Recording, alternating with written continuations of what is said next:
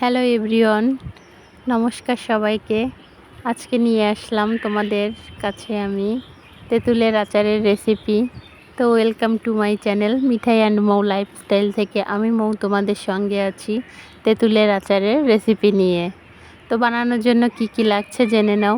আর তেঁতুলের আচারটা অনেক লোভনীয় স্বাদে তৈরি করা হয়, যে কেউ দেখলেই জিভে জল এসে যাবে খাওয়ার জন্য। আর আচারের টেস্টটা তো অসাধারণ, টক মিষ্টি ঝাল।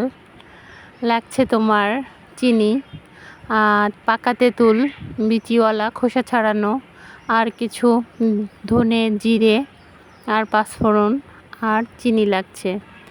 তো এই ছিল আমার উপাদানগুলা। চলে আসলাম চুলায়। এই যে তোমার কড়াইটা বসিয়ে দিয়ে সরিষার তেল দিয়ে দিলাম 1 কাপের মতো। তার ভিতর দিয়ে দিচ্ছি কিছু গোটা পাঁচফোড়ন। সেটাকে হালকা ভাজা ভাজা করে নিয়ে আগে থেকে তেঁতুলটাকে পানি দিয়ে ধুয়ে সেটাকে চটকে নরম করে নিয়েছি। সেই তেঁতুলটা ওর ভিতরে দিয়ে এই যে এখন ভাজা ভাজা হচ্ছে। এটাই ছিল মূল যে কাজটা।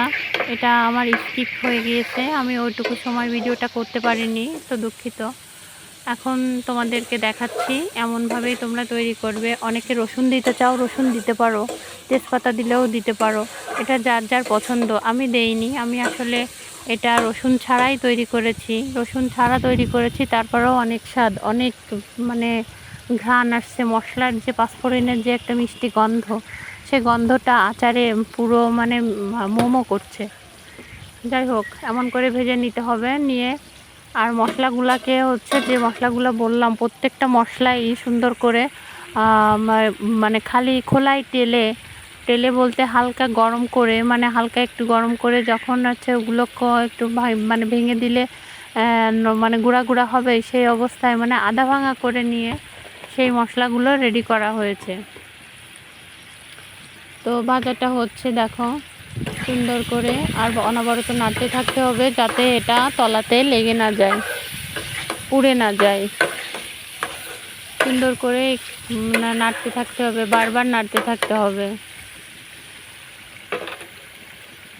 এই যে দেখো আমি মশলাগুলো করে নিয়েছি, 4টা শুকনো ঝালও নিয়েছি। তো এই পর্যায়ে আমি কিছু ধনে জিরার গুঁড়া আর শুকনো ঝাল একসাথে যেটা গুঁড়ো করেছি সেটা এই যে দিয়ে দিচ্ছি, আর কিছুটা রেখে দিয়েছি। পুরো মশলাটুকুই আমি এর ভিতরে দিয়ে দেব। এটা আসলে কোনো পরিমাপ করিনি, এটা হচ্ছে আন্দাজ মতো দিয়েছি। দিয়ে এই যে হালকা হালকা করে ভেজে নিচ্ছি। আর এর ভিতর আমি একটু হলুদ দিয়েছি আর স্বাদ মতো লবণ দিয়েছি, যে যেমন পছন্দ করো ঠিক সেরকমই লবণ দিয়েছি। তো আমরা সুন্দর করে এই যে নেড়ে চেড়ে নিচ্ছি যাতে জিনিসটা তলায় লেগে না যায় বা পুড়ে না যায়। পুড়ে গেলে তিতো লাগবে, তিতো লাগলে খুব খারাপ লাগবে। এবার দিয়ে দিচ্ছি চিনি, স্বাদ মতো চিনি। আমি আসলে এটা পরিমাপ করিনি। এই যে এখানে আমি 3 হাতার মতো চিনি দিয়েছি। তোমরা তোমাদের পছন্দ মতো যেমন টক বা মিষ্টি রাখতে চাও তেমনভাবেই দিতে পারো। আসলে আমি আমার মতো করে রেসিপিগুলো তৈরি করি, তো এজন্য পরিমাপ করা হয় না, একটা আন্দাজে হয়ে যায়। এই যে আমি দিয়েছি 3 চামচ বা 3 হাতা বললে হবে, বড় যে চামচগুলো হয়, 3.5 চামচের মতো দিয়েছি। দিয়ে এবার সুন্দর করে নেড়ে চেড়ে নিব, ওর সাথে মিশিয়ে নিব। এই যে দেখো সুন্দর করে মিশিয়ে নিচ্ছি। আর এই যে মশলা দেখো অনেকটা রেখে দিয়েছি, এটা শেষের দিকে দিব। আর এর মাঝে বলে নিই, আমার ভিডিও যদি তোমাদের ভালো লেগে থাকে অবশ্যই একটা লাইক, কমেন্ট এবং শেয়ার করো। আর তোমরা যদি কোনো প্রশ্ন আমার থেকে জানতে চাও এই আচারের রেসিপির বিষয়ে, তো অবশ্যই তোমরা আমাকে জানাতে পারো। আমি যথাসাধ্য চেষ্টা করব তোমাদের উত্তর দেওয়ার জন্য। আর চ্যানেলটা ভালো লাগলে অবশ্যই এটা সাবস্ক্রাইব করতে ভুলো না। এই যে দেখো তেঁতুলের কালারটা কেমন চলে আসছে চিনি দেওয়ার পরে, এরকম একটা ক্যারামেল টাইপের সুন্দর আঠা আঠা টাইপের কালার চলে এসছে। আর এই চিনিটা দেওয়ার পর এবার সুন্দর করে মানে নাড়তে থাকতে হবে যেন টোটালি তলায় না লাগে, তাহলে তিতে হয়ে যাবে আচারটা, খেতে মোটেও ভালো লাগবে না।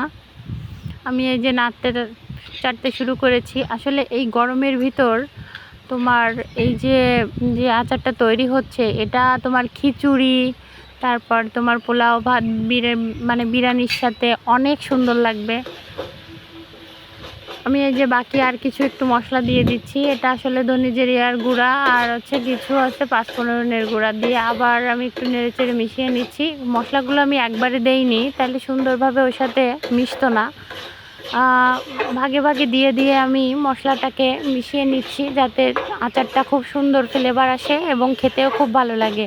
আসলে মানে আধ ভাঙা যে মশলাগুলো আছে ওটা যখন তোমাদের গালে পড়বে অনেক সুন্দর লাগবে। আমার আচারটাই যে রেডি হয়ে গিয়েছে আর লুকটা এমন এসছে।